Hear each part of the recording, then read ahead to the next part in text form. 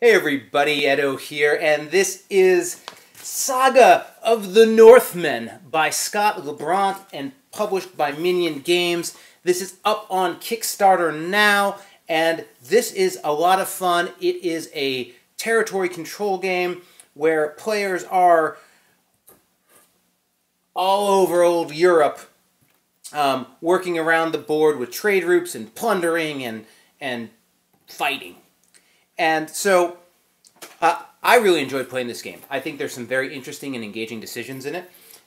What's really interesting about the game is on your turn, there's sort of two phases. There's the sort of drafting where are your armies phase, and then there is the fight phase. And you're going to start with a hand of these cards, and they're pretty small.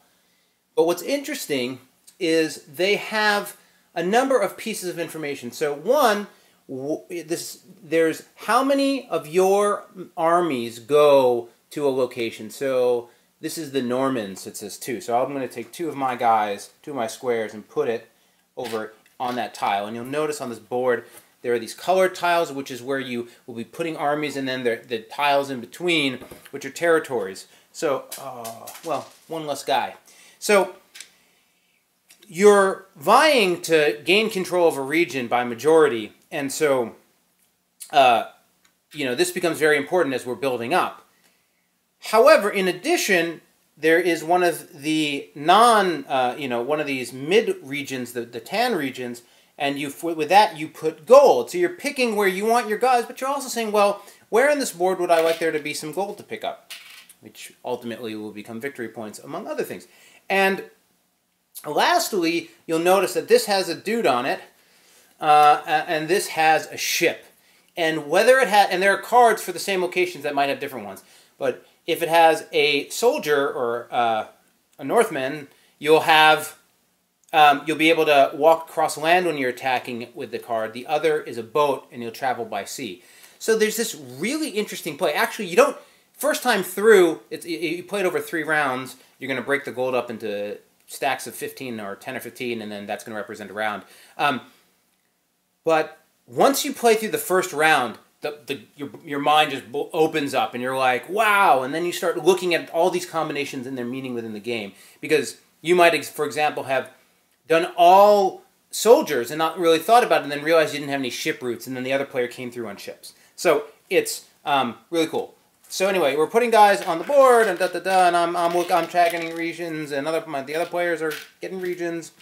And one of the things that's also important, and majority's going to take, but whatever, I got some here. Another thing that's going to happen is combat's going to resolve in a specific order, and it's listed on the board here. I'm not going to lift it, I'd lose all my pieces, but it's going to resolve along this order.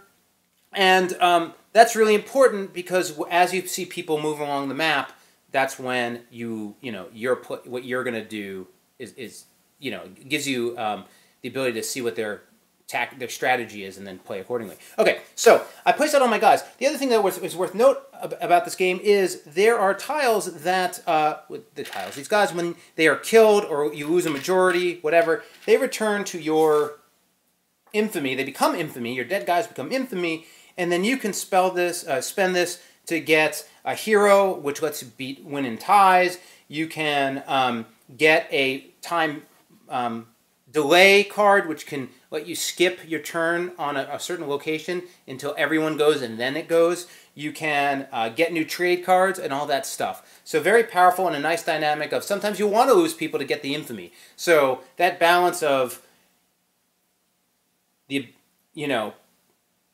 pushing majority and pushing to take areas, but then also not be, knowing when to lose and get infamy is a big deal.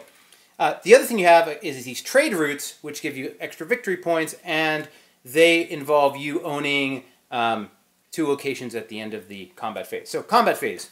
The board will be covered in coins in different places. Now these, this isn't random. It's random right now, but you will have been placing these as you pick your cards. And then you're going to follow this order and move people into regions. This is where those cards come into play, because each token requires a card to move. So you can only move as many as the cards you have, and only in the manner on the card, whether it's ship or land. And so knowing what your player, like your ship supremacy versus your opponents is really interesting. Then you will have cleaned up all of the gold or most of the gold wherever you guys went, and then you, you know, people who are still in regions stay in regions, and you know, the important ones, whatever they're called, the main territories, and then you play 3 rounds. Decisions are small. They're interesting. It has a nice clip to it, and it has a real thinker strategy as you start understanding how this little card has these 3 pieces of information that are so influential on the game, and also then how to use infamy.